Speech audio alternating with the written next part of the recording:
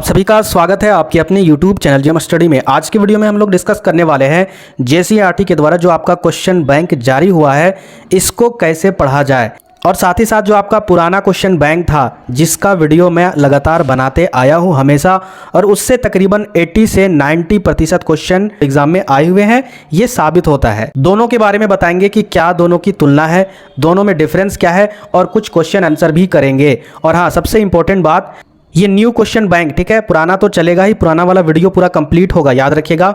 लेकिन जो आपका न्यू वाला क्वेश्चन बैंक जारी हुआ है इसमें जितने भी सब्जेक्टिव क्वेश्चन हैं, ठीक है, मैंने एनालिसिस किया है, जो ऑब्जेक्टिव क्वेश्चन है ना वो ज़्यादा है नहीं, इसमें देखा जाए तो बहुत ही कम मात्रा में है। लेकिन जो सब्जेक्टिव है ना ये बहुत अच्छे तरीके से चैप्टर वाइज सजा के दिया गया है। वो सारा सब्जेक्टिव आपको एक्सप्लेन करके समझना बहुत ज़रूरी है। अगर आप उस चीज़ को नहीं समझते हो तो एग्ज़ाम में प्रॉब्लम होगा। सब्जेक्टिव वाले क्वेश्चन में जैसे तैसे लिख कर आओगे फिर आपका रिजल्ट खराब हो जाएगा, फिर आगे यूनिवर्सिटी में या सीयूईटी के एग्ज़ाम में आप अच्छे से नंबर नहीं ले पाओगे। इसीलिए ये चीज़ जानना आज की वीडियो में ज़रूरी है। सबसे पहले आप अगर पीडीएफ खोलोगे तो यहाँ पर क्या लिखा हुआ है, ये पाठकों से अनुरोध किया गया है। यानी अगर इस क्वेश्चन बैंक में अगर किसी तरीके से क्वेश्चन में अगर मिस्टेक हो जाता है या फिर उसके आंसर में कुछ अशुद्धियाँ या फिर गलतियाँ पाई जाती है तो आपको क्या करना है, उसको एक कॉपी में सही लिख लेना है, ठीक है। क्वेश्चन जो भी क्वेश्चन अगर गलत हो जाएगा उस क्वेश्चन को लिखिएगा, और अगर उस क्वेश्चन का आंसर भी अगर गलत हो जाता है तो उसको भी लिखिएगा। लिखने के बाद उसका आपको क्या करना है, फोटो खींचना है। फोटो खींचने के बाद उस इमेज को अच्छे से खींचकर उस इमेज को आपको क्या करना होगा, यहां पर भेजना होगा इस ईमेल आईडी में, अगर आपको लगता है उस क्वेश्चन का गलत है आंसर, ठीक है। ये चीज यहां पर दिया गया है। आगे अगर ज्योग्राफी की बात करें तो यहां पर देखिए क्या है इंपॉर्टेंट बात, यहां पर आपको मैप के बारे में डिटेल से जानना होगा, ठीक है। एनसीईआरटी बुक में दिया है, सारे मैप को एनालिसिस कीजिएगा पूरी तरीके से। अगर आप मैप को एनालिसिस नहीं करते हो तो कम से कम 5 से 10 नंबर आप खो बैठोगे सब्जेक्टिव वाले क्वेश्चन में। सबसे पहले अगर बात करें इस न्यू वाले क्वेश्चन बैंक की खासियत, इसकी खासियत क्या है, पुराना जो क्वेश्चन बैंक है ना उसमें ईयर वाइज है, यानी 2009 में क्या क्वेश्चन पूछा गया, 2010 में क्या क्वेश्चन पूछा गया, बोर्ड एग्जाम में 2011 में क्या क्वेश्चन पूछा गया, उस तरीके से सारा कुछ यहाँ पर दिया गया है। लेकिन इसमें क्या है आपका चैप्टर वाइज, उसी क्वेश्चन बैंक का जो चैप्टर वाइज जो भी क्वेश्चन पूछे गए हैं आपके बोर्ड एग्जाम में वही क्वेश्चन यहाँ पर है। मैंने जब इसका एनालिसिस किया, इसको पढ़ा, तो वही क्वेश्चन यहाँ पर दिख रहा है, ठीक है।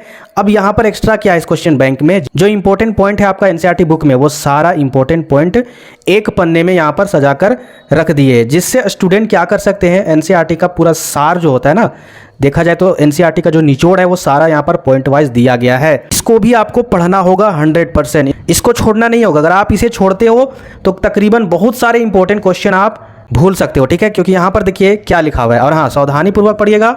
आपको क्या करना होगा, जो क्वेश्चन बैंक है इसको भी पढ़ना होगा, इसके अलावा आप एनसीईआरटी पर तो फोकस ही करना है। इससे बेहतर और अच्छा किताब कोई भी नहीं है। यहाँ पर दिया हुआ है इरेटोस्थनीज जो है वो आपका भूगोल का जनक कहा जाता है। अब यहाँ पर देखिए ये प्राचीन यूनानी विद्वान थे, ठीक है, और ये भूगोल का जनक कहा जाता है। बहुत सारे स्टूडेंट इस क्वेश्चन में कंफ्यूज हो जाते हैं कि मानव भूगोल का जनक किसे कहा जाता है, भूगोल का जनक किसे कहा जाता है। तो याद रखिएगा भूगोल का जनक डायरेक्ट आप इसका आंसर मारिएगा, लेकिन अगर यहाँ पर रहेगा मानव भूगोल का जनक तो उस समय आपको आंसर मारना है रेडजेल। तो इस क्वेश्चन में बहुत सारे स्टूडेंट कंफ्यूज होते हैं कि कौन सा होगा, ये वाला या रेडजेल होंगे, तो इसमें आपको कंफ्यूजन नहीं होना है, याद रखिएगा। इसको क्या करना होगा, आपको नोट्स बनाना होगा, ठीक है। नोट्स में सारा पॉइंट अगर आप लिखिएगा ना तो उसके बाद आप लिखने के बाद अगर आप पढ़िएगा उसको एक बार भी, सारा आपके दिमाग में याद हो जाएगा, इसकी गारंटी है। अब यहाँ पर देखिए जो क्वेश्चन सजाया गया है ना, यहाँ पर जो एमसीक्यू क्वेश्चन है ना वो है आपका क्वेश्चन बैंक से ही है, ठीक है, जो मैं आपको क्वेश्चन बैंक करवा रहा हूँ, लेकिन बहुत ही कम मात्रा में है। इतने से आपका काम नहीं चलने वाला है, इसकी गारंटी है, ठीक है। तो एक्स्ट्रा एमसीक्यू क्वेश्चन कहाँ से मिलेगा, टेंशन नहीं लेना है, ना ही आपको कोई वर्मा शर्मा गेस्ट पेपर खरीदना है। हम आपको इतना एमसीक्यू क्वेश्चन करवा देंगे उससे बाहर एक भी क्वेश्चन नहीं आएगा बोर्ड एग्जाम में, इसकी गारंटी है। ना ही आपके मॉडल पेपर में एक भी क्वेश्चन का आंसर छूटेगा। सारा मेरे द्वारा कराए गए एमसीक्यू क्वेश्चन और इस क्वेश्चन बैंक के एमसीक्यू क्वेश्चन मैच कर जाएंगे, याद रखिएगा। हाँ, आपको रेगुलर क्लासेस अटेंड करने होंगे, वीडियो लेक्चर आपको देखना होगा, ठीक है। अब यहाँ पर समझते हैं जो आपका सब्जेक्टिव में जो पैटर्न है, ठीक है। सबसे पहले 2 नंबर वाले क्वेश्चन पूछे जाएंगे, तो 2 नंबर वाले यानी अति लघु उत्तरीय प्रश्न 10-11 क्वेश्चन ही है, ठीक है। तो इसके लिए भी आपको एक्स्ट्रा पढ़ना होगा, उसका भी हम लोग क्वेश्चन करेंगे। कहाँ से करना होगा, वो भी पुराने क्वेश्चन बैंक से। तो ये मत समझिएगा कि ये जो मिल गया ना, जैक बोर्ड जारी किया तो भाई डायरेक्ट हम लोग 90% रिजल्ट लाएंगे। ये गलत अवधारणा फैल रही है। अगर आपको कोई टीचर बताते हैं तो ये बहुत बड़ी गलती करने वाले हो। जो सच्चाई है वही मैं आपको बता रहा हूँ, ठीक है, एनालिसिस के आधार पर, जो आपका प्रीवियस सत्र में क्वेश्चन पूछा गया उस हिसाब से। हाँ, लेकिन अगर जिन स्टूडेंट को ज़्यादा डिप्रेशन में आ रहे हैं, आप लोग ज़्यादा टेंशन हो रहा है कि अभी तक से कुछ भी नहीं पढ़े, तो चुपचाप से इस क्वेश्चन बैंक को उठाइए और इसकी तैयारी कीजिए, इसका नोट्स बनाइए। एग्जाम तक आप लोगों का सभी का तैयारी हो जाएगा, बेहतर रिजल्ट जाएगा, इसकी गारंटी है, ठीक है। तो इस तरीके से नोट्स बना लेना है। और जिस तरीके से यहाँ पर टॉपिक दिया हुआ है, सबसे पहले MCQ क्वेश्चन है, इसका आपको लिखना होगा। लिख कर नोट्स बनाकर पढ़िए, वही बेटर है। सोकर वीडियो देखकर पढ़ने वाले स्टूडेंट कभी कामयाब नहीं होते लाइफ में, इतना याद रखिएगा। आप कम से कम नोट्स बनाइए, लिखिए, तभी आपको फायदा होगा, ठीक है। अब हम लोग थोड़ा सा यहाँ पर क्वेश्चन भी कर लेते हैं, क्योंकि बहुत सारे न्यू स्टूडेंट होंगे, तो हम किस तरीके से सब्जेक्टिव वाले क्वेश्चन करवाते हैं उनको तो जानना बहुत ही इंपॉर्टेंट है। तो पहला क्वेश्चन क्या आपका, भूगोल की 2 शाखाओं का नाम लिखे। तो भूगोल को 2 भागों में बांटा गया है, ठीक है, या फिर कई भागों में बांटा गया है, तो उसका कम से कम 2 शाखा यानी 2 पार्ट्स का नाम बताना है। तो पहला तो मानव भूगोल हो जाएगा। अब यहाँ पर देखिए, भूगोल की 2 मुख्य शाखाएं क्या है, भौतिक भूगोल एवं मानव भूगोल, ठीक है। तो इस तरीके से आपको आंसर दे देना है। दूसरा क्वेश्चन क्या आपका, संभववाद शब्द का प्रयोग सर्वप्रथम किसने किया था। तो NCERT बुक में इसका सारा अपडेट दिया हुआ है। यहाँ पर देखिए, इसका आंसर क्या आपका, संभववाद शब्द का सर्वप्रथम प्रयोग लुशियन फैब्रे ने किया था।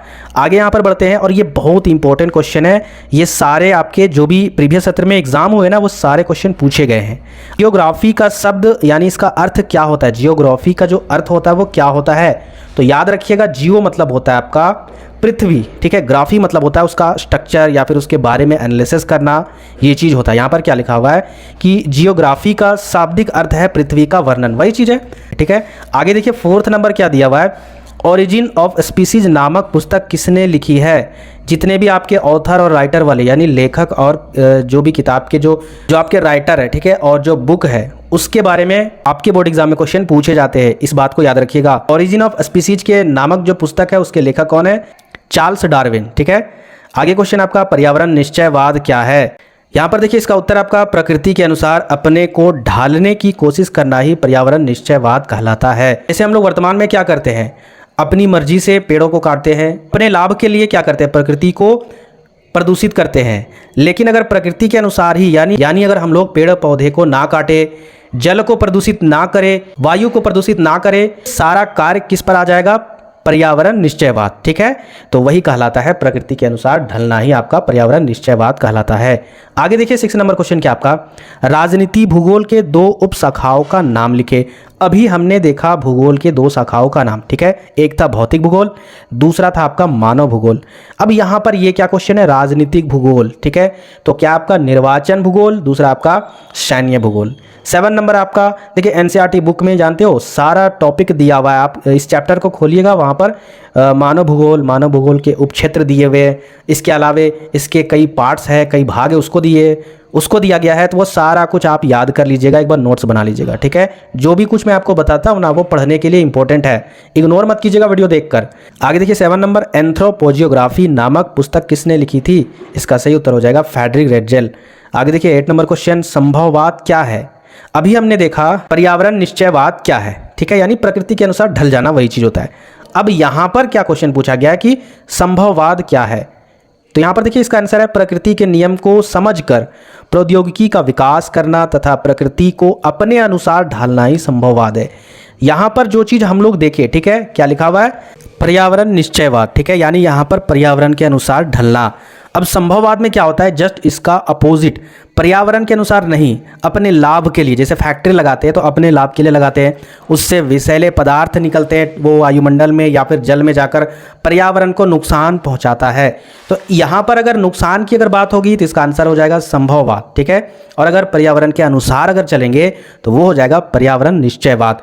दोनों में डिफरेंस है, ठीक है। आगे देखिए, नेक्स्ट क्वेश्चन क्या आपका, 9 नंबर, नव निश्चयवाद के प्रवर्तक कौन है। यानी अगर ये भी क्वेश्चन पूछा जाए कि नव निश्चयवाद किसने दिया, इसका सही उत्तर हो जाएगा ग्रिफिथ टेलर, ठीक है, ये अमेरिकन भूगोलवेत्ता है। आगे देखिए, 10 नंबर क्वेश्चन, मानव भूगोल में अध्ययन हेतु उपागम के रूप में मानवतावादी एवं व्यवहारवादी विचारधारा का आरंभ कब हुआ? इसका सही उत्तर हो जाएगा 1990 के दशक में।